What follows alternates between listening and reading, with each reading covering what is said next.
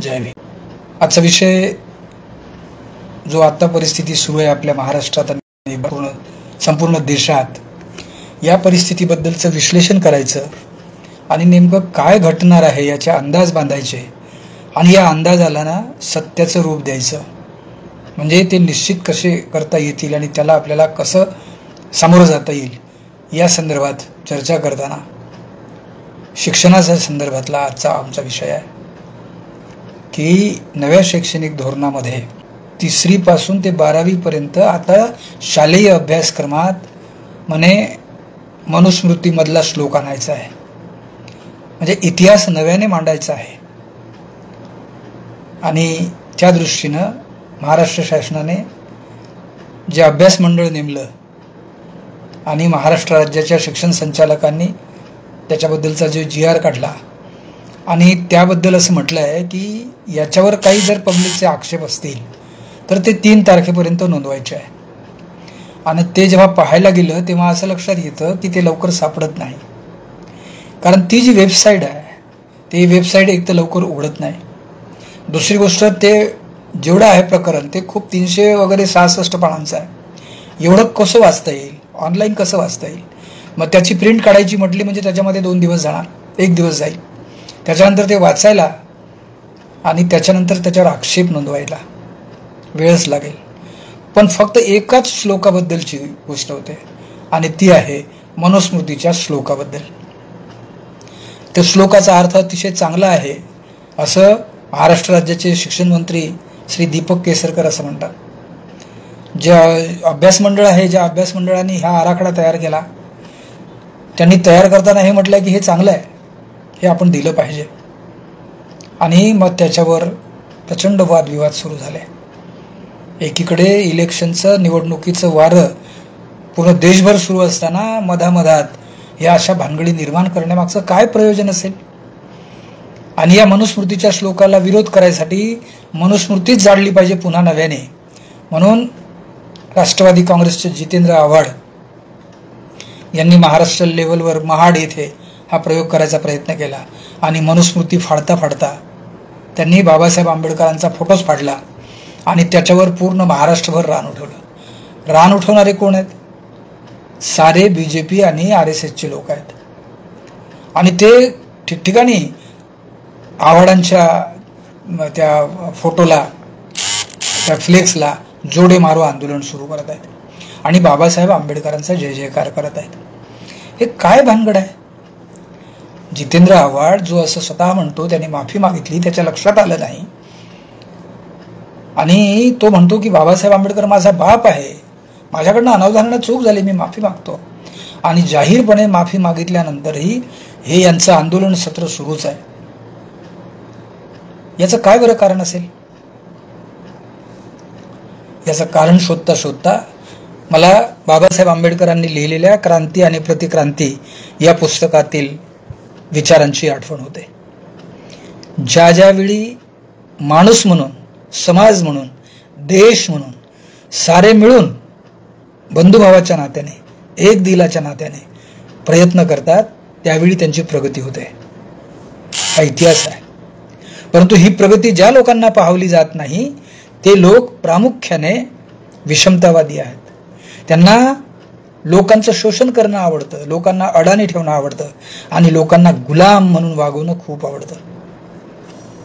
हा इतिहास पाहायलाच पाहिजे, कारण ज्या ज्या लोकांनी माणसांच्या आणि समाजाच्या आणि देशाच्या हितासाठी कामं केली त्या त्या लोकांच्या नंतर त्या लोकांच्या त्या कामांना कसं भ्रष्ट करता येईल, कसं आपलंसं करता येईल आणि त्याच्यामध्ये कशी विकृती निर्माण करता येईल याची चालाखी पद्धतशीरपणे एक वैचारिक संघटना स्वतःला जी समजते ती वैचारिक संघटना हजारो वर्षापासून करत आलेली आहे। याचा विचार केला तर आपल्या लक्षात येईल की भारत नावाच्या देशाची इतिहास पाहता पाहता हा आर्यवर्त आहे, हा अनार्यांचा देश आहे, हा नागवंशीयांचा देश आहे, एवढे बिरुद लावले, पण त्याच्यामधलं मुख्य सूत्र जे माणुसकीचं आहे ते कोणी लक्षात घेत नाही। आणि म्हणून हा देश ज्यावेळी या देशामध्ये शेतीचा शोध लागला, गावं आणि नगर निर्माण झाली आणि त्या शेतीला, त्या काळाला सिंधू काळ, सिंधू संस्कृतीचा काळ असं म्हटलं गेलं। सिंधू शब्द का वापरला? तर सिंधू नदीच्या दोन्ही बाजूच्या काठांवर जी नगरं पूर्व वसली आणि ती पार चालत गेली आणि त्या तेथील नगरांनी आपली स्वतःची समृद्धी दाखवली, व्यापार चालवला, धनधान्यांच्या वेगवेगळ्या गोष्टी केल्या.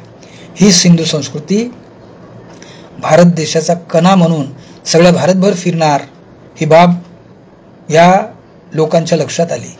जे स्वतःला कधी इराणातून आले समजतात, कधी हिमालयाच्या तिकडच्या भागातून आले समजतात किंवा बाहेरून आलेले लोक असं समजतात, जे स्वतःला आर्य समजतात, जे स्वतःला ब्राह्मण समजतात, या लोकांच्या मनात ही भावना, असूयेची भावना आली. कधी एवढं चांगलं आहे हे आपल्यालाच मिळालं पाहिजे, आपणच याच्यावर सत्ता गाजवली पाहिजे. आणि म्हणून त्यांनी पद्धतशीरपणे या सिंधू संस्कृतीला नामोहरण करण्यासाठी देवाची निर्मिती केली, देवळांची निर्मिती केली आणि या सभ्य संस्कृतीच्या लोकांना आपल्या नादी लावलं. आणि त्यांच्या लक्षात आलं की हे लोक आता नादी लागले, आपल्या देवाची पूजा करतात, आपल्याला जेवायला आणतात, तर आता हे आपले झालेले आहे, मग आपण आता बोललं पाहिजे. आणि मग त्यांनी देवांच्या कथा सुरू केल्या. वैदिक संस्कृतीचा या पद्धतीनं भारतामध्ये शिरकाव झाला आणि त्यांनी सिंधू संस्कृती पूर्णपणे गाडून टाकली. सिंधू संस्कृतीचे कालवे तोडले, धरणं तोडले, शीत वाहत गेली, नगरं वाहत गेली, लोक वाहत गेले आणि तिथल्या संस्कृतीच्या लोकांना, विशेषतः स्त्रियांना त्यांनी गुलाम केलं, पुरुषांना मारून टाकलं आणि आपल्या स्वतःच्या वैदिक संस्कृतीचा ठप्पा उमटवला. वैदिक संस्कृतीने जी मानव उत्क्रांतीची क्रांती केली होती, मानवाच्या उन्नतीची जी क्रांती केली होती, ती प्रतिक्रांतीच्या रूपात या वैदिक संस्कृतीने मोडून टाकली. आणि जी इथल्या लोकांची, मूळ लोकांची दैवत होती, श्रद्धा होत्या, त्या श्रद्धांना, त्या दैवतांना वेगळं रूप दिलं आणि पुन्हा त्या संस्कृतीमध्ये अज्ञान भरवलं. म्हणजे माणसाने स्वतःच्या डोक्याने विचारच करू नये, तो फक्त वरच्या आम्ही सांगतो तोच विचार पक्का समजायचा. हे जे परंपरेनं चालत आलेलं जे विचारक्षेत्र आहे ते त्यांनी तिथे सुरू केलं आणि सिंधू संस्कृतीचा ऱ्हास झाला. मग पुढे पुन्हा वैदिक संस्कृती जोर धरायला लागली. पूजा, अर्चा, ध्यान, साधना, माणसांच्या विषमता, एका माणसाला दुसऱ्या गुलाम, आणि त्यांनी चातुर्वर्ण व्यवस्था आणली. या चातुर्वर्ण व्यवस्थेत ब्राह्मण सगळ्यात वरच्या स्थानी, ती सगळी आता कितीतरी वेळा हे सांगून झालंय की त्यांनी इतक्या पद्धतशीरपणे, बेमालूमपणे ही चौकट आणली की त्यांनी आपण स्वतः राजा व्हायचं ठरवलं नाही, तर राजाला आपण आदेश द्यायचे. कारण ब्राह्मण हा सर्वात श्रेष्ठ आहे, तो देवाच्या मुखातून गेलेला आहे. तुम्ही राज्य करा, पण आम्ही सांगतो तसं राज्य करा. आणि मग क्षत्रियांना राज्य करायला ठरवलं. आणि क्षत्रियांच्या जेव्हा जेव्हा हे लक्षात आलं त्यावेळी त्यांनी या क्षत्रियांचा बिमोड करण्याचाही प्रयत्न केला. एका राजाशी दुसऱ्या राजाला लढवलं आणि आपली वैदिक संस्कृती म्हणजे गुलामाची संस्कृती, शोषणकर्त्यांची संस्कृती अशा पद्धतीनं निर्माण केल्या गेली. हे चक्र सतत राहिलं, क्रांती होत गेली आणि प्रतिक्रांतीने त्या क्रांतीचा पार समूळ नायनाट करण्याचा सपाटा चालवला. ही बाब भगवान बुद्धाच्या लक्षात आली, ही बाब चार्वाकाच्या लक्षात आली आणि मग चार्वाकाने त्याच्या विरुद्ध बंड उभारलं आणि यांनी चार्वाकाची हत्या करून टाकली. मग ही बाब या सगळ्यांचंच हे करताना सिद्धार्थ गौतम बुद्धाच्या लक्षात आले आणि त्यांच्या लक्षात आलं की अरे, हे जे संस्कृती यांची सांगतात, ही जी वैदिक संस्कृती सांगतात, ही जी धार्मिक संस्कृती सांगतात, ही अतिशय चुकीची आहे. ही माणसाच्या भल्यासाठी नाही. एका माणसानं दुसऱ्या माणसाशी मैत्रीभावानेनं वागलं पाहिजे, बंधुभावानं वागलं पाहिजे, सगळ्यांशी समानतेनं वागलं पाहिजे. हे संस्कृती करत नाही. म्हणून त्यांनी आपली वेगळी संस्कृती निर्माण करायचा प्रयत्न केला आणि त्यांनी बुद्ध धम्माची विचारधारा सुरू केली. ज्यावेळी भगवान बुद्ध चारिका करत करत सगळ्या देशात फिरत होते, गावागावांमध्ये फिरत होते, नगरानगरांमध्ये फिरत होते, त्यावेळी याच वैदिकांच्या ब्राह्मण वर्गाच्या लक्षात आलं. त्यांनी त्यांच्या संस्कृतीमध्ये प्रवेश केला. ते स्वतः भिक्षू झाले, ते स्वतः ब्राह्मण भिक्षू झाले आणि बुद्धाच्या संस्कृतीमध्ये ब्राह्मणी वर्चस्व असणारे ब्राह्मणच त्याच्यात घुसडले गेले. परिणाम काय झाला?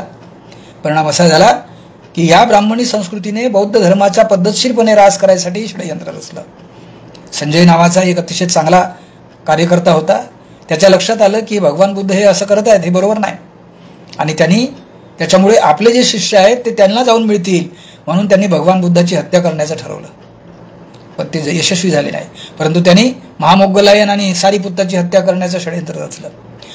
भगवान बुद्धाच्या महापरिनिर्वाणानंतर 50 वर्षातच भगवान बुद्धांनी जे विचार सांगितले त्या विचारांमध्ये आपली भेसळ करून भगवान बुद्धाला दैवतीकरण करायचं आणि त्याच्या नावाने पुन्हा आपलं हे वैदिक संस्कृतीचं तंत्र, शोषणाचं तंत्र सुरू ठेवायचं, हा प्रकार केला. हा प्रकार महाकाश्यपाच्या लक्षात आला, हा प्रकार आनंदाच्या लक्षात आला, हा प्रकार उपालीच्या लक्षात आला आणि त्यांनी भगवान बुद्धाच्या महापरिनिर्वाणानंतरच पहिली बुद्ध धम्म संहिता भरवली. आणि भगवान बुद्धाचं जे जे चांगलं असेल, जे सत्य असेल तेच लोकांपर्यंत पोहोचवलं पाहिजे, हा निर्णय घेण्यात आला. आणि जे याच्यामध्ये भेसळ करतील, जर ते भिक्षू असतील तर त्यांचं चिवर उतरवलं पाहिजे, त्यांना शिक्षा दिली पाहिजे, हा नियम केला. आणि अशा संगती सुरू होत राहिल्या. त्याचा परिणाम असा झाला की भगवान बुद्धाचा विचार हा अखंड भारतामध्ये तर गेलाच गेला, पण तो भारताबाहेर देखील, भारताच्या बाहेरच्या देशात गेला. तो जपानमध्ये गेला, तो चीनमध्ये गेला, तो श्रीलंकेमध्ये गेला, तो थायलंडमध्ये गेला, तो भूतानमध्ये गेला. आणि तिथल्या लोकांनी भगवान बुद्धाचा हा बंधुभावनेचा, मैत्री मार्गाचा, सदाचरणाचा मार्ग अवलंबला आणि ते आनंदाने राहू लागले. भारतात काय झालं? भारतात या भिक्षुकांमध्ये ब्राह्मण भिक्षू होतेच की, ते विषमतावादी विचारसरणीचे होतेच. ते माणसांना गुलाम करून आपल्याला जसं पाहिजे तसं त्यांच्याकडून करून घेण्याची जी शोषणाची पद्धती आहे ती पद्धती त्यांनी सुरू केली. आणि भगवान बुद्धाच्या धम्मातही त्यांनी हे केलं. भगवान बुद्धाने आनंदाला अखेरच्या क्षणी आनंदाने जो प्रश्न विचारला त्याला उत्तर दिलं होतं की आनंद भगवान बुद्धाला असं म्हणतो की तथागत, तुमच्यानंतर आमचा शास्ता कोण राहील? त्यावेळी तथागत आनंदाला उत्तर देतात, हे आनंदा, अरे मी नाही, माझ्यानंतर माझा धम्मच तुमचा शास्ता राहील. आणि धम्म हा जीवन मार्ग आहे. या मार्गाने जाणार तुम्ही लोक तरच तुम्ही तुमचा उद्धार करू शकाल. तेव्हा हीच माझ्या परिणामाची नीती आहे. म्हणजे भगवान बुद्धाने त्यांच्या हयातीतच त्यांची स्वतःची व्यक्तिपूजा नाकारली, मूर्तीपूजा नाकारली. आणि तरीही काय झालं? तरीही हजारो ठिकाणी भगवान बुद्धाच्या मूर्ती तयार झाल्या. परिणाम असा झाला की सम्राट अशोकाचं राज्य आलं आणि त्याने पाहिलं की अरे, युद्धाने प्रश्न मिटत नाहीत, युद्ध हा जीवन जगण्याचा अंतिम मार्ग होऊ शकत नाही. आणि म्हणून त्याने भगवान बुद्धाचा धम्म स्वीकारला आणि आपल्या सर्व राज्यामध्ये भगवान बुद्धाचा विचार पेरण्याचं काम सुरू केलं. त्याने नालंदा, तक्षशिला, विक्रमशिला ही विद्यापीठं काढली. इथे हजारो शिक्षक शिकायचे, विद्यार्थी शिकायचे, तिथे राहायचे आणि तिथून शिकून ते शिक्षण जगभरातील लोकांना द्यायचे. सम्राट अशोकांनी आपली मुलगी संघमित्रा आणि आपला मुलगा महेंद्र याला हे शिक्षणाचे धडे देण्यासाठी बाहेर देशात पाठवलं, श्रीलंकेत पाठवलं आणि तिथे भगवान बुद्धाचा प्रचार आणि प्रसार सुरू केला. सम्राट अशोकाच्या काळामध्ये भगवान बुद्धाच्या विचारसरणीमुळे या देशाची क्रांती अजरामर होणार आणि हा देश जगामधल्या सगळ्या देशामध्ये उत्कृष्ट होणार ही ज्यावेळी तयारी झाली त्यावेळी पुन्हा प्रतिक्रांतीने जन्म घेतला आणि ब्राह्मणी वर्चस्व पुन्हा तयार झालं. यातून मार्ग कसा काढता येईल? सम्राट अशोकाचा 10वा वंशज सम्राट बृहद्रथ हा लहान असतानाच गादीवर बसला आणि त्याचा सेनापती होता पुष्यमित्र शृंग. या पुष्यमित्र शृंगाने काय केलं हे आतापर्यंत इतिहासात आपल्या समोर आणल्याच गेलं नाही. पुष्यमित्र शृंगाने पहिली गोष्ट केली की जी नगरं होती, जी सार्वजनिक रुग्णालये होती, वाचनालये होती, शिक्षण संस्था होत्या ज्याला शाळा म्हणायचे, तिथे पहिल्यांदा आपली माणसं पेरली. जी आपली माणसं पेरली आणि त्यांना आपल्या आज्ञेत राहावं असं सांगितलं. म्हणजे राजाच्या आज्ञेत नाही तर सेनापतीच्या आज्ञेत राहावं. आणि अशा पद्धतीने पुष्यमित्र शृंगाने सगळ्या देशभरात आपली माणसं पेरली. जी माणसं आपली नव्हती, म्हणजे त्यांच्या समाजाची नाहीत, ती क्षत्रिय समाजाची आहेत, बहुजन समाजाची आहेत, वेगवेगळ्या पद्धतीची आहेत, या माणसांना आपलंसच राहावं म्हणून त्यांनी एक नवा पायंडा काढला. पुष्यमित्र शृंगाच्या राजवटीत एक नवा प्रयोग निघाला आणि तो प्रयोग कोणता आहे? तो प्रयोग आहे लाच देणे. तो प्रयोग आहे एखाद्या माणसाला लाच द्यायची, मग त्याला एखादी स्त्री द्यायची आणि त्याला एखादे पैसे द्यायचे, त्याला एखादी जागा द्यायची आणि त्याला सांगायचं तू हे राजाच्या विरुद्ध वर्तन केलं आहे, आता तुला मी सजा करू शकतो, नाही तर तू मी सांगतो तसं ऐक, मग मी तुला मोकळीक देतो. आणि अशा पद्धतीने पुष्यमित्र शुंगाने सम्राट अशोकाच्या म्हणजे बृहद्रथाच्या संपूर्ण राज्यामध्ये आपली माणसं पेरले, ते भ्रष्ट केले, ते आपल्या पलीकडे जाऊच शकणार नाही, राजाचं सुद्धा ऐकू शकणार नाहीत, एवढी मनस्थिती झाल्याबरोबर पुष्यमित्र शुंगाने बृहद्रथाची हत्या केली आणि तो स्वतःच राजा झाला.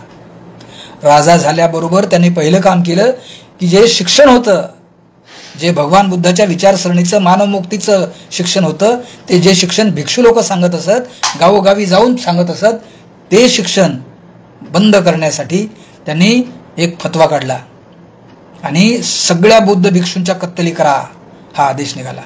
जो बुद्ध भिक्षूची कत्तल करून त्याचं मुंडकं छाटून माझ्याकडे आणून देईल त्याला मी 100 सुवर्ण मुद्रा देईल असा लोभ त्यांनी दिला. त्याचा परिणाम असा झाला की या देशातले बुद्ध भिक्षू हे या देशातून पळून गेले. करेकपारी, दडी कंदरात, डोंगरदऱ्यामध्ये ते लपून राहिले आणि जे सापडले त्यांच्या हत्या झाल्या. शिक्षणच भगवान बुद्धाचं संपवण्यात आलं आणि त्याऐवजी पुन्हा वैदिक शिक्षणाची परंपरा सुरू केली, पुन्हा अंधश्रद्धेची परंपरा सुरू केली, पुन्हा नव्याने देव धर्म आणि हा प्रयोग सुरू केला. त्याचा परिणाम असा झाला की नव्याने रामायणाची रचना केली, महाभारताची रचना केली आणि सारी पुराणं, उपनिषदे, आपले ग्रंथ यांचा गाजावाजा केला. त्यांनी हजारो मंदिरं बांधली. जिथे जिथे शिक्षणाची केंद्र म्हणून संथागारा आणि बुद्धविहार होती, ती संथागारा आणि बुद्धविहार यांनी मूर्ती ठेवून त्यांची मंदिरं बनवली आणि जिथे प्रबोधन व्हायचं, प्रशिक्षण व्हायचं, त्याच्या जागी पूजा, प्रार्थना, अर्चना सुरू झाल्या आणि लोक आरामात डोकं ठेवू लागले आणि त्या मंदिरात ब्राह्मणांना दान देऊ लागले. परिणामी शिक्षण संपून गेलं आणि मग राजा कोणीही येऊ, पुष्यमित्र शुंगानंतर त्याची 3 पिढ्या तो राज्य करत राहिला. पण त्याच्यानंतर पुन्हा बाहेरचे लोक आले. पण या ब्राह्मणी संस्कृतीने बाहेरच्या लोकांना आपला राजा बनवलं, इथल्या लोकांना हे करून टाकलं, परंतु आपल्याच मर्जीत राहिलं पाहिजे हा त्यांचा फार मोठा हातखंडा होता. तो त्यांनी कधीही सोडला नाही. जो तो सोडायचा प्रयत्न करेल त्याची हत्या करायची आणि त्याचे गोडवे गायचे त्याच्या मृत्यूनंतर हा प्रयोग त्यांनी सुरू केला. बळीराजा संदर्भात हा त्यांनी प्रयोग सुरू केला, हिरण्यकश्यपूच्या राज्यात त्यांनी सुरू केला.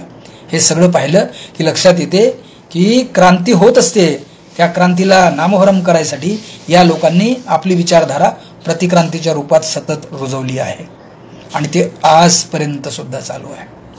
त्याच्यानंतर मोगल आले, शक आले, हुन आले, कुशाण आले, या देशाच्या संस्कृतीमध्ये काही फरक पडला नाही.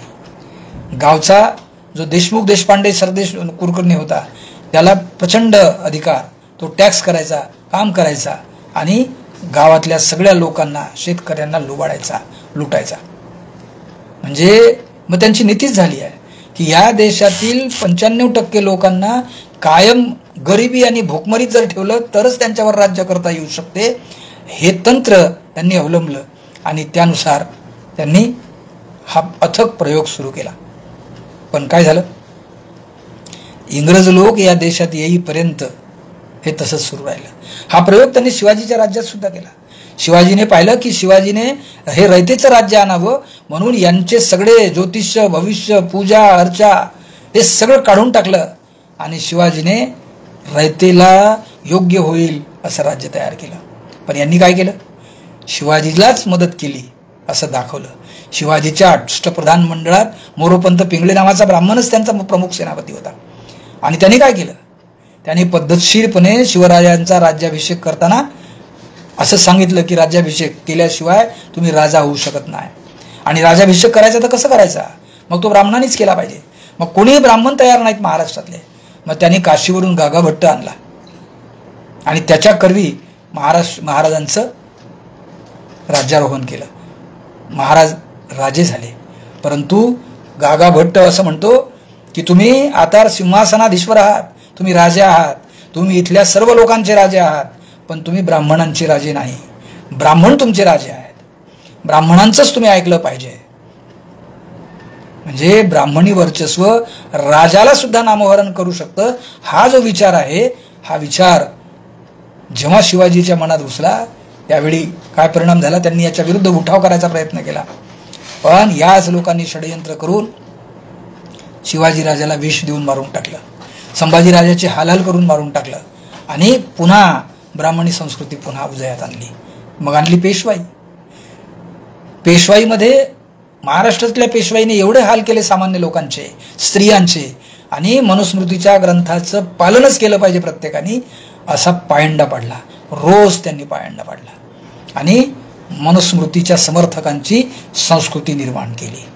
म्हणजे ब्राह्मणच फक्त मनुस्मृतीचं समर्थन करतात असं नाही, तर ब्राह्मण ज्यांना ज्यांना सांगतील ते बिनभोवाटपणे त्या संस्कृतीचं पालन करतील असे मनुस्मृतीचे समर्थक झाले. त्याचा परिणाम झाला की हे जे समर्थक आहेत हे कुठल्या तरी पदावर आहेत आणि त्या पदावर असलेल्या माणसांना बाकीच्या लोकांना गुलाम ठेवणं सोयीचं जातं आणि त्या पद्धतीने पुन्हा या देशामध्ये प्रतिक्रांतीची सुरुवात झाली. मग इंग्रजांची सत्ता आली. इंग्रजांनी हे पाहिलं की अरे ह्या देशामध्ये गुलामी म्हणजे माणसं आपल्या डोक्याचा वापरच करत नाही, ते सगळे या मंदिरात आणि देवादेवतांच्या ह्याच्यात 24 तास गुंग असतात, तेव्हा यांचं काय करायचं, यांच्यावर राज्य करणं अतिशय सोपं आहे. आणि त्यांनी या देशाला गुलाम केला असं म्हणतात. पण त्यांनी एक चांगलं काम केलं. त्यांनी या देशामध्ये शिक्षण आणलं.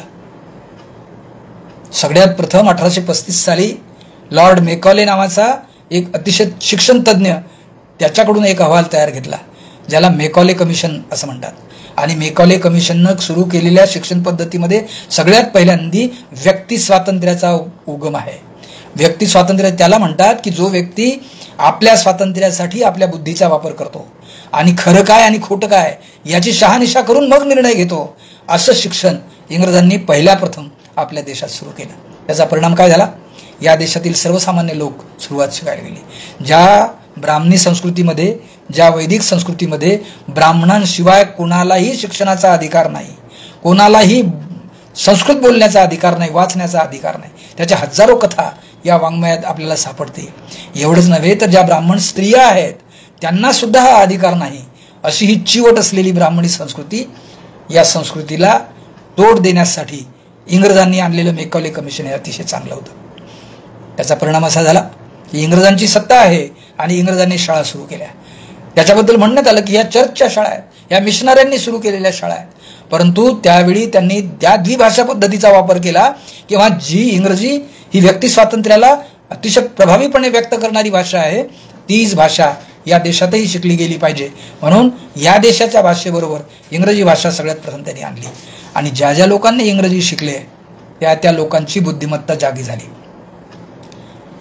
परिणाम, इंग्रजाच्या राजवटीतच महात्मा ज्योतिराव फुलेंचा जन्म झाला आणि त्यांनी सर्वप्रथम या ब्राह्मण्यवादाला धुटकारून लावला. त्यांनी शाळा काढल्या, दलितांसाठी शाळा काढल्या, स्त्रियांसाठी शाळा काढल्या.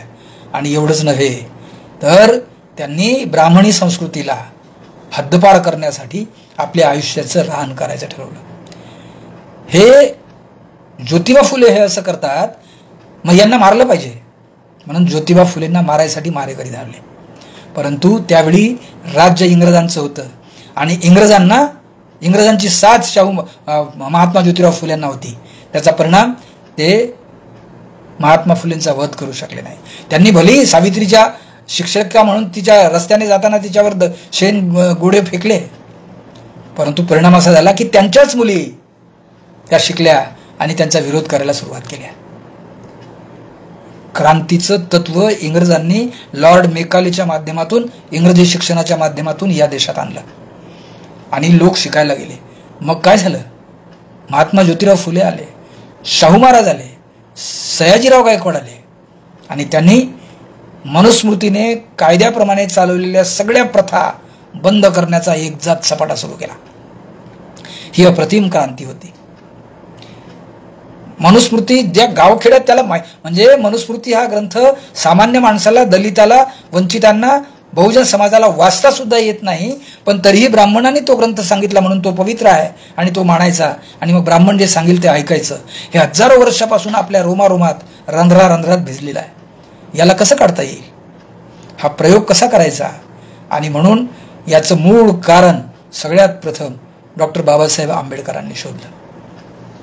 त्यांनी काय केलं, त्यांनी हे पाहिलं की शाहू महाराजांना ते आंघोळ करतात, त्यांना वेदोक्त मंत्राचा अधिकार नाही, तो पुराणोक्त मंत्र म्हणतो आणि तो भटजी तो आंघोळ करून नाही येणार, पारशापोटी येणार, कारण तो शूद्र आहे आणि शूद्राला कोणतंही काम करण्याचा अधिकार नाही, त्याने ब्राह्मणाचंच ऐकलं पाहिजे. ही जी मखलाशी आहे, ही मखलाशी कायम त्यांच्या शिरावर ठेवायसाठी ही ब्राह्मणी चळवळ, सनातनी चळवळ अव्याहत 24 तास कार्यरत असते.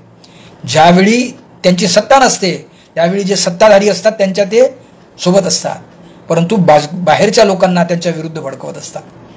हा एक गनिमी कावा त्यांच्या प्रतिक्रांतीचा फार मोठा दुवा आहे आणि त्यांनी पाहिलंय.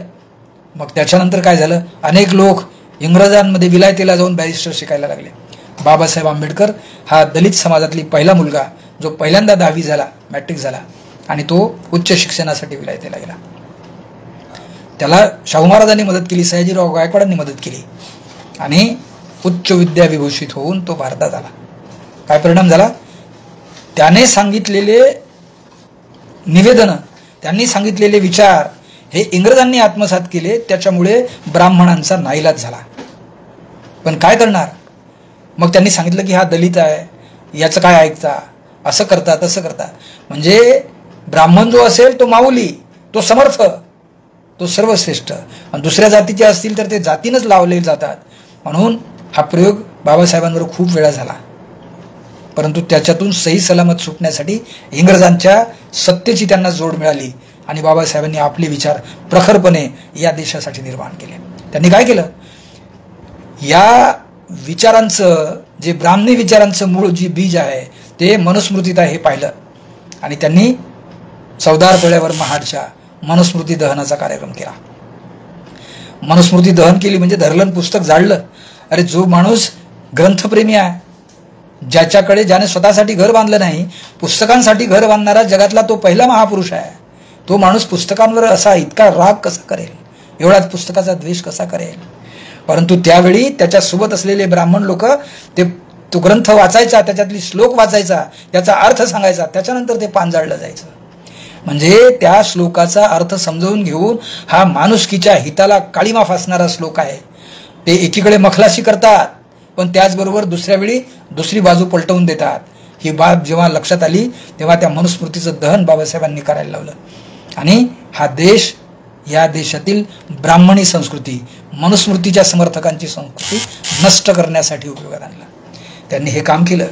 ज्या सनातन धर्माचा कायदा ग्रंथ म्हणून मनुस्मृतीला मानलं जातं तो कायदा ग्रंथ नष्ट केला आणि बाबासाहेबांनी भारतीय संविधान नावाचा मानवमुक्तीचा, बंधुभावाचा, दर्जा आणि संधीची समानता देणारा संविधान ग्रंथ आणला आणि त्यानुसार या देशाची संरचना निर्माण केली. त्यावेळी या संविधान सभेमध्ये सर्व लोक होते, उच्च शिक्षित होते, त्याच्यामध्ये ब्राह्मण सुद्धा होते. परंतु या लोकांनी सर्वानुमते या संविधानाला मान्यता दिलेली आहे. संविधान बाबासाहेबांनी लिहिलं म्हणून त्यांनी लिहिलं म्हणून, एका दलिताने लिहिलं म्हणून ते आपण पाळणार नाही असे शंकराचार्य करपात्री महाराज कितीही म्हणत, त्यांच्या बोलण्याला अर्थ नाही. कारण त्यावेळी चर्चा करणारे, विरोध करणारे, दुरुस्त्या करणारे सुद्धा लोक होते आणि ते उच्च शिक्षित होते आणि त्यांना या देशाचा कनवळा होता, या देशाची चिंता होती. इंग्रजांनी या देशाची सत्ता लुटून नेली ही भावना त्यांच्या मनात होती आणि म्हणून आपला देश हा सुखी, समृद्ध, सुजलाम सुफलाम व्हावा म्हणून लोकशाही पद्धतीची रचना जे इंग्रजांनी या देशाला दिली ती पुढे अतिशय प्रभावीपणे कायम करण्यासाठी भारतीय संविधानात त्याची मेख रोवली. काय परिणाम झाला, बाबासाहेब आंबेडकरांनी लिहिलेलं संविधान ज्यावेळी या देशात लागू झालं त्यावेळी पंडित जवाहरलाल नेहरू हे प्राईम मिनिस्टर होते. पहा गंमत कशी आहे, बाबासाहेब आंबेडकरांनी पंतप्रधान हा शब्द वापरला नाही. बाबासाहेबांनी इंग्रजीत ते संविधान लिहिलं आणि इंग्रजीत प्राईम मिनिस्टर हा शब्द वापरला आणि प्राईम मिनिस्टर या शब्दाचा अर्थ होतो प्रधानमंत्री. पण ब्राह्मणी व्यवस्था सत्तेच्या जवळ जाते ज्यावेळी तिची स्वतःची सत्ता नसते त्यावेळी आणि ते आपल्या पद्धतीने हळूच त्याचं ट्रान्सलेशन करते. त्यांनी प्राईम मिनिस्टर या बाबासाहेब आंबेडकरांनी दिलेल्या शब्दाचा मराठी अर्थ घेतला, हिंदी अर्थ घेतला, पंतप्रधान. पंतप्रधान या शब्दाचा अर्थ जो शिवाजीच्या काळापासून चालत आलेला आहे, अकबराच्या काळापासून चालत आलेला आहे. पंतप्रधान हा ब्राह्मणच असला पाहिजे कारण तो पंत असतो. पंत म्हणजे ब्राह्मण आणि प्रधान ब्राह्मणच मुख्य असला पाहिजे, ब्राह्मणच मुख्य असला पाहिजे आणि त्याला ती पदवी दिली पंतप्रधान. या लोकांनी प्रधानमंत्री या शब्दाचा अर्थ पंतप्रधान करून टाकला, जो आजही अनेक भाषांमध्ये भारताच्या प्रधानमंत्र्याला पंतप्रधानच म्हणतात. आपल्या हे लक्षात येत नाही की हे ब्राह्मणी संस्कृतीने दिलेलं, मनुस्मृतीने दिलेलं हे आहे, हे अतिशय घातक आहे. कारण ते आपल्याला विस्मरणात टाकतं, आपल्या बुद्धीचा वापरच करू देत नाही आणि जे सांगतात तसं आपण चालत राहतो. या प्रधानमंत्र्यांनी, पंडित जवाहरलाल नेहरूंनी या देशाची एकूण सगळी परिस्थिती पाहिली. या परिस्थितीला अडसर राष्ट्रीय स्वयंसेवक संघ आहे. हे जेव्हा भारताचे गृहमंत्री सरदार वल्लभभाई पटेल यांच्या लक्षात आलं, त्यावेळी त्यांनी ताबडतोब या राष्ट्रीय स्वयंसेवक संघावर बंदी घातली आणि त्यांना त्यांची सगळी कार्यविधी बंद करायला सांगितलं. ज्या संघाने या देशाची मनुस्मृतीची व्यवस्था, या देशाची वैदिक संस्कृतीची व्यवस्था परंपरेने कायम ठेवली, त्या संघाला हद्दपार करायसाठी सरदार वल्लभभाई पटेलांनी प्रयत्न केले. काय परिणाम झाला? संघावर बंदी आणल्या गेली. परंतु ज्यावेळी या संघाचे लोक पंतप्रधानाला जाऊन भेटले आणि त्यांना सांगितलं की हे काय हे आहे, आम्ही पण या भारताचे नागरिक आहोत, आम्हाला सुद्धा ही संधी पाहिजे आणि संविधानाने जर आपल्याला दिली असेल तर आम्हाला पण तो भाव असला पाहिजे, म्हणून पंतप्रधान म्हणजे प्रधानमंत्री पंडित जवाहरलाल नेहरूंनी या संघावरची बंदी उठवली. पहा कशी गंमत आहे. सत्ता ज्यावेळी या ब्राह्मणी व्यवस्थेच्या हातात नसते, त्यावेळी ते जे सत्तेत असतात त्यांना जवळ करतात आणि हळूहळू त्यांना मार्गदर्शन करत राहतात आणि अशा पद्धतीनं मार्गदर्शन करतात की त्या माणसाने यांचंच ऐकलं पाहिजे, यांचं तेवढं खरं, बाकीच्यांचं खोटं. ही भावना ज्यावेळी वाढते त्यावेळी मनुस्मृतीची संस्कृती पुन्हा जिवंत होते. मग काय झालं? पंडित जवाहरलाल नेहरूंनी लोकशाही यंत्रणा सुरू केली, निवडणूक यंत्रणा सुरू केली आणि संविधानाने दिलेली सगळी मंडळं, सगळ्या स्वायत्त संस्था या अतिशय प्रभावीपणे सुरू झाल्या. या सगळ्या सरकारी स्वायत्त संस्था होत्या. हळूहळू त्याच्यामध्ये बदल होत गेला. बदल कसा झाला? या स्वायत्त संस्थांवर प्रभावीपणे हळूहळू ब्राह्मणी व्यवस्थेचे लोक तिथे पुढे झाले आणि ते करायला लागले.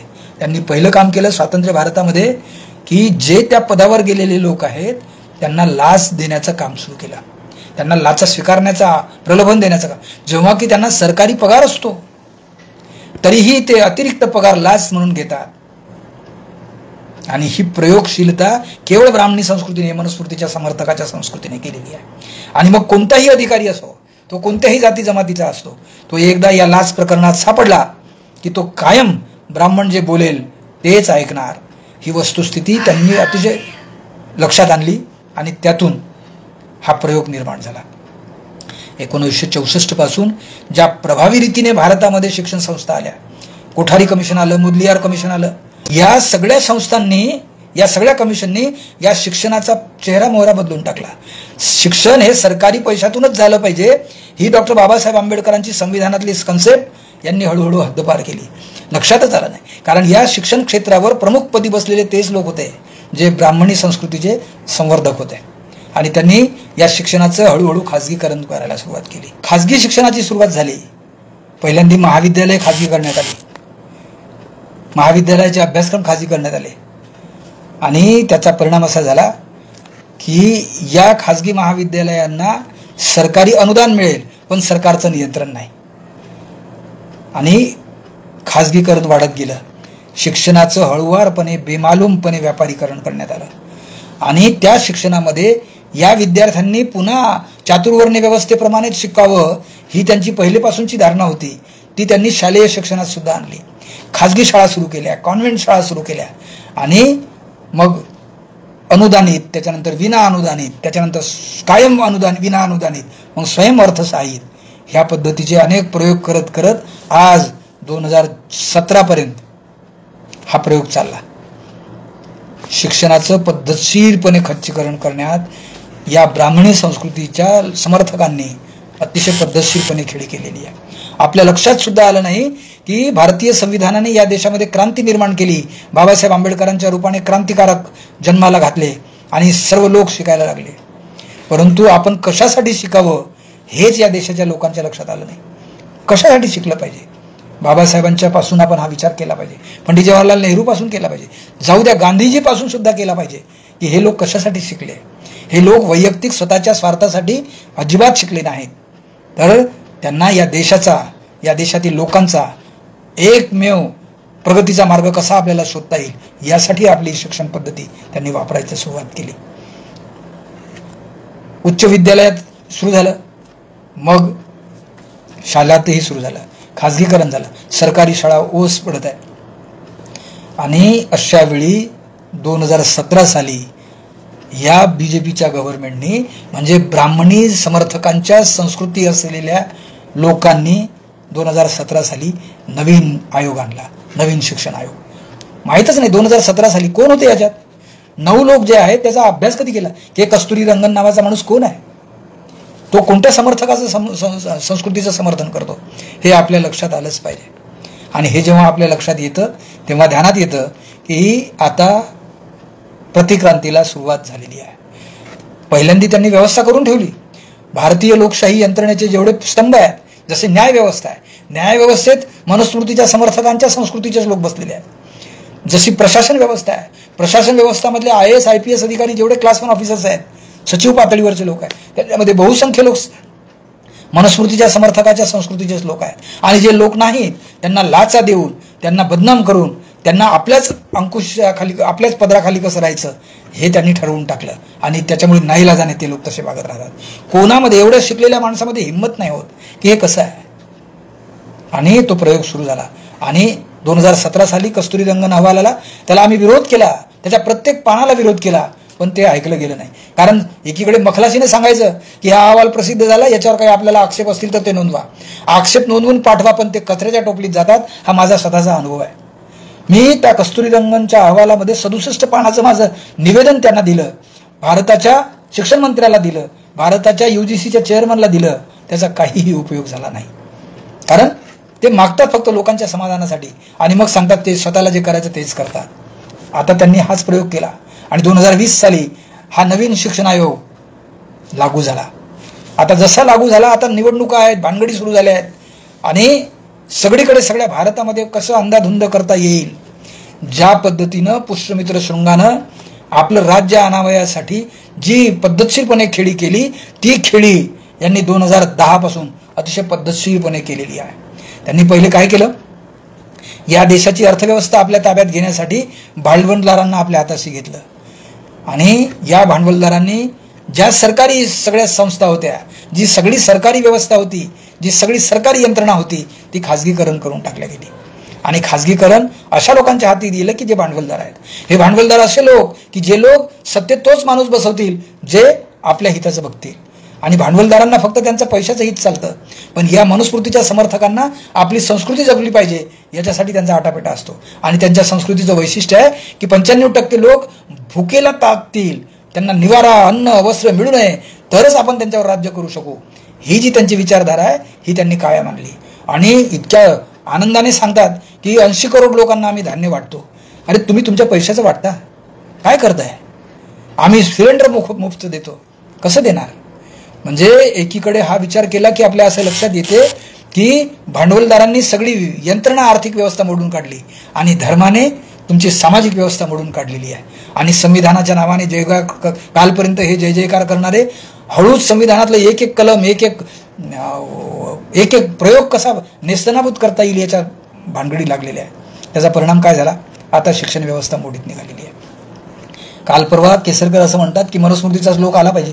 अहो, ज्या देशाची मनुस्मृती जाळून टाकण्यात आली, जी विषमतावादी आहे, तिचं नाव कशाला घ्यायचं? मनाचे श्लोक, ज्या माणसाने मनाचे श्लोक लिहिले तो समर्थ रामदास, जो स्वतः लग्न करत नाही, लग्नाच्या मंडपातून पळून जातो आणि तो म्हणतो की प्रपंच करावा नेटका. हे काय भानगड आहे? ज्या माणसाने या देशाच्या माणसाचा वध केला तो रंगनाथ स्वामी, त्याने सांगितलेलं चरण त्यांनी याच्यात घुसळायचं. आणि वैदिक धर्माची संस्कृती सगळी पुराणातून आणलेली आहे, महाभारतातून आणलेली आहे, रामायणातून आणलेली आहे, रामचरित्र मानसामधून आणलेली आहे, अनेक काल्पनिक गोष्टीतून आणलेली आहे, ज्या तद्दन खोट्या गोष्टी आहे. तो इतिहास म्हणून या पोरांना शिकवणार. या शिक्षण व्यवस्थेचं प्रमुख सूत्र या लोकांनी केलेलं आहे की या शिक्षण व्यवस्थेत शिकणारा माणूस स्वतःच्या डोक्याचा वापर करणार नाही. काय परिणाम झाला? परिणाम असा झाला की यांनी स्पर्धा परीक्षा आणल्या. तुला अमक्या ठिकाणी नोकरी पाहिजे असेल तर स्पर्धा परीक्षा दे. हो, 1,10,000 जागा असतात. केंद्र सरकारच्या, आणि 22 लाख पोरं त्याला परीक्षेला बसतात. म्हणजे उरलेल्या 21 लाख पोरांनी काय करायचं याचा विचार करत नाही. आणि मीच पहिल्या क्रमांकाने पास झालो पाहिजे, मलाच जागा मिळाली पाहिजे म्हणून महागडे कोचिंग क्लासेस सुरू करण्यात आले. म्हणजे मला सांगावं असं वाटतं की महाराष्ट्रामध्ये हे कोचिंग क्लासेस पैशाने नव्हतेच. कोणीतरी आमचा एक अतिशय जवळचा चांगला माणूस होता ज्याचं नाव गोपीनाथ मुंडे आहे, आणि त्याचा मित्र होता चाटे नावाचा, मच्छिंद्र चाटे. त्यांनी पहिल्यांदा चाटे कोचिंग क्लासेस सुरू केले. जाऊ द्या, महाराष्ट्राचा मुख्यमंत्री होता ज्याचं नाव मनोहर जोशी होतं, त्यांनी कोहिनूर क्लासेस सुरू केले. आणि कोचिंग क्लासेसची आज एवढी पद्धत सुरू आहे की पोरांचं नाव शाळेत टाका, पण त्या शाळेत पोरं पाठवू नका, ते कोचिंग क्लासेसला पाठवा. आणि या कोचिंग क्लासेसची फी एवढी जास्त आहे की शिक्षणावरचा जेवढा खर्च आहे तेवढा खर्च तेवढीच जमा ते या कोचिंग क्लासेसला देतात. आणि विद्यार्थ्यांच्या आत्महत्येचं प्रमाण वाढलं, विद्यार्थ्यांच्या बेरोजगारीचं प्रमाण वाढलं, कारण नोकऱ्याच नाही. आणि काल परवा राजस्थानच्या गव्हर्नमेंटने तर निर्णय काढला की आता नोकऱ्यांमध्ये पेन्शन बंद. 50 वर्ष झाले, चल घरी जा, 15 वर्ष तुझी सेवा झाली, खतम काम. काय भानगड आहे ही? आणि हे जे लोक करतात त्यांच्या हे लक्षात येत नाही की ते 5 वर्षासाठी खासदार आमदार होतात, त्यांना मात्र परमनंट पेन्शन, त्यांच्या मुलाबाळांना पेन्शन, आणि पेन्शन किती तर टॅक्स विरहित पेन्शन. हे कुठलं लक्षण आहे? हे कुठल्या संविधानाचं लक्षण आहे? हे कुठल्या व्यक्तीच्या दर्जाच्या आणि स्वातंत्र्याचं आहे? ज्यावेळी निवडणुका लागल्या त्यावेळी शिकलेले लोक आमदार खासदारांच्या उमेदवार म्हणून राहायचे. आता आडमचोट लोक हे आमदार खासदाराच्या उमेदवारीत राहतात आणि ते या मनुस्मृतीच्या समर्थकांच्या संस्कृतीचं लांगुल चालन करतात. याचा अर्थ आपल्या देशामध्ये पुन्हा प्रतिक्रांती आलेली आहे, लक्षात घ्या. आता तुम्ही ज्यांना बोलाल त्यांना ते देव करतील. बाबासाहेब आंबेडकरांचे गोडवे गात आहे, आता बाबासाहेब आंबेडकर तुमचे महामानव होतील, देव होतील. तुम्ही बुद्धाचा हे करताय, बुद्धांच्या प्रतिमा त्यांनी आतापर्यंत केलेल्याच आहेत, आता तुम्ही पुन्हा कशाच्या करणार? आणि अवतारांच्या कथा सुरू झाल्या. आता या देशाचा पंतप्रधान म्हणे आता 10वा अवतार होणार. ज्या देशाचे सत्ताधीश हे क्रिमिनल असतात, खुनी, दरोडेखोर, अतिशय वाईट प्रवृत्तीचे लोक असतात, ते जेव्हा सत्तेत येतात ते काय करतील? ते जस्टिस लोयाची आत्महत्याच करतील ना. नाहीतर ते एखाद्या न्यायाधीशाला बाहेर टाकून देतील, किंवा जो न्यायाधीश त्यांच्या मनानं ऐकेल तो रिटायर झाल्यावरही राज्यसभेचा खासदार करतील. याचा अर्थ मनुस्मृतीच्या समर्थकांची संस्कृती पुन्हा जाहीर झालेली आहे, ती नव्याने आलेली आहे. आणि आता तर इतक्या भयानक वेगाने आलेली आहे की रोज कुठल्या ना कुठल्या गावात काय काय क्रिया आणि प्रतिक्रिया होतात समजत नाही. आणि हे करणारे कोण असतात? वर्धेमध्ये जोडे मार्ग आंदोलन घेतात आणि सारे बहुजन समाजाचे लोक त्याला हजर राहतात. का? तर आम्ही बीजेपीचे लोक आहोत. आज तुम्हाला बाबासाहेब आंबेडकर आठवतो, मग बाबासाहेब आंबेडकरांना पुतळा जाळला, तलवारीने त्याची खून केला, त्यावेळी तुम्हाला नाही सुचलं? आजच कसं काय सुचतं? आणि का? तर जितेंद्र आव्हाडाबद्दल सुचतं. ठीक आहे ना, एखादा माणूस चूक असू शकतो, पण तो चूक कबूल करतो ना, तरीही तुम्ही त्याच्या मागे लागता. याचा अर्थ असा आहे की आता या देशातल्या प्रशासन व्यवस्थेतल्या कोणत्याही अधिकाऱ्यावर, अगदी गावातल्या तलाठ्यापासून तो महसुलाच्या मंत्र्यापर्यंत, गावातल्या शिक्षणाधिकाऱ्यापासून तो शिक्षण संचालकापर्यंत, गावातल्या डॉक्टरपासून तो आरोग्य मंत्रालयाच्या डीनपर्यंत, हे सारेच्या सारे मनुस्मृतीचे समर्थक म्हणून नाईलाजाने जगत आहेत. आणि यांचाच हा नाईलाज झाला तर शिकलेले लोक ज्यावेळी माना मुरगडतात त्यावेळी समजून जायचं की गुलामीचं सावट आपल्या डोक्यावर आलेलं आहे. पूर्णपणे गुलाम झालेलो आपण आता. हे नावाला हे भारतीय संविधान, आणि भारताचा प्रधानमंत्री म्हणतो की बाबासाहेब आंबेडकर जरी आले तरी संविधान बदलवू शकत नाहीत. आणि मूर्खा तू बदलवतो त्याचं काय? आपल्या लक्षात सुद्धा येत नाही. म्हणून माझी आपल्याला या प्रबोधनाच्या निमित्तानं एकच कळकळीची विनंती आहे की आता या देशातल्या सामान्य नागरिकांनी शिक्षित झालं पाहिजे. जे विद्यार्थी आपण शिकवायला पाहिजे त्याचं व्यक्तिमत्व स्वातंत्र्य कुठे आहे? त्याचा व्यक्तिविकास कोणत्या अभ्यासक्रमात आहे? 3री ते 18व्या वर्षापर्यंतच्या, 3री ते 12वी पर्यंतच्या अभ्यासक्रमात कुठे आहे? मधात पूर्ण 1ली पासून तर 8वी पर्यंत परीक्षाच बंद करून टाकल्या, डायरेक्ट प्रवेश. काय होणार आहे? गरिबाची पोरं कशी शिकणार? काही लक्षात आलं नाही. आता परीक्षा नसली तरी पुढच्या वर्गात प्रवेश. तो शिकला नाही, तो वयाचा झाला तरी त्याचा प्रवेश. हे काय भानगड आहे? शिक्षणाचा इतका खेळखंडोबा जगाच्या पाठीवर कुठेही झालेला दिसत नाही 2010 पासून. त्याची बीजं जरी 1964 पासून असतील तरी, परंतु ही नीतिमत्ता या देशातील सर्वंकष लोकांनी, सर्वहारा लोकांनी, बहुसंख्य लोकांनी गुलाम राहिलं पाहिजे, त्यांच्याच अखत्यारीत राहिलं पाहिजे. राजे सुद्धा त्यांचेच झाले पाहिजेत, ही नीती आहे. आणि या नीतीला हरवायचं असेल तर सामान्य लोकांनी, विशेषतः विद्यार्थ्यांनी, विशेषतः शिक्षकांनी, विशेषतः मी जर नागरिक आहे तर मी भारताचं संविधान अंमलात आणलं पाहिजे. आणि जे कोणी आणत नसेल तर त्याला जाब विचारला पाहिजे. आता जाब विचारायचा हा एकच मार्ग आहे की तुम्ही सत्तेची खुर्ची खाली करा, नाहीतर नाही. आता निवडणुका आहेत, निवडणुका झाल्या आज. आता 4 तारखेला मतदान होणार आहे पहा. आणि संबंध देशामध्ये भयावह परिस्थिती निर्माण होणार आहे. कारण कुठे EVM मशीनबद्दल धांदली होणार, कुठे काय होणार, कुठे लोक जयघोष करतील, कुठे काय वेगवेगळ्या पद्धतीनं, आणि साऱ्या देशाचं वातावरण बिघडून जाईल. पुष्यमित्र शुंगाने ज्यावेळी बृहद्रथाची हत्या केली त्यावेळी ज्या पद्धतीने सम्राट अशोकाच्या साम्राज्यामध्ये सगळी दहशत पसरवल्या गेली, तशी दहशत आता या निवडणुकीत पसरवण्याची शंका मला वाटते आहे. आणि त्याचा परिणाम असा होईल की आणीबाणी लागू शकतील. काय होईल काही सांगता येत नाही. जेलमध्ये, आता तर जेलमध्ये टाकायला पुरावा सुद्धा लागत नाही असे यांनी कायदे केलेले आहे. दुय्यम नागरिकत्वाचा कायदा केलेला आहे. याचा अर्थ या देशाचं संविधान संपवण्यासाठी त्यांनी पूर्णपणे तयारी केलेली आहे आणि त्याच्यानंतर त्याचं इम्प्लिमेंटेशन सुरू केलेलं आहे. तेव्हा आपण वेळीच जागी झालं पाहिजे. नाही तर प्रतिक्रांती आली म्हणून समजा. आणि प्रतिक्रांती जेव्हा येते ना, तेव्हा क्रांतीची बीजे जास्तीत जास्त 100 वर्ष चांगली राहू शकतात, पण प्रतिक्रांती ही 500 वर्षाच्या पेक्षा जास्त राहत असते. तुमच्या हजारो पिढ्या या प्रतिक्रांतीत म्हणजे गुलामीत जगतील. हे आपल्याला ठरवायचं आहे की आमच्या येणाऱ्या पिढ्यांना हे स्वातंत्र्याचं, या भारतीय संविधानाच्या व्यक्ती स्वातंत्र्याचं, बंधुभावाचं, समानतेचं नातं आपल्याला मिळालं पाहिजे. धर्म, हिंदुस्तान, मुसलमान या सगळ्या गोष्टी बाहेर ठेवा, त्या आपल्या घरात असू द्या. परंतु इथे आपण भारतीय नागरिक आहोत आणि भारतीय नागरिकाचं या देशाप्रती प्रथम कर्तव्य आहे की हा देश बंधुभावाने वागला पाहिजे, हा देश सदाचाराने वागला पाहिजे, हा देश आपल्या बुद्धिमत्तेच्या, विवेकाच्या जीवावर राखला पाहिजे. तरच या देशामध्ये स्वातंत्र्य टिकून राहील, मानवता टिकून राहील. नाहीतर आपण अक्षरशः गाढवांसारखे गुलाम होऊ. पहा, आपल्याला पटतं का? तर माझं आपण ऐकून घेतलं त्याबद्दल मी आपले आभार मानतो, आपल्याला धन्यवाद देतो. जय भीम.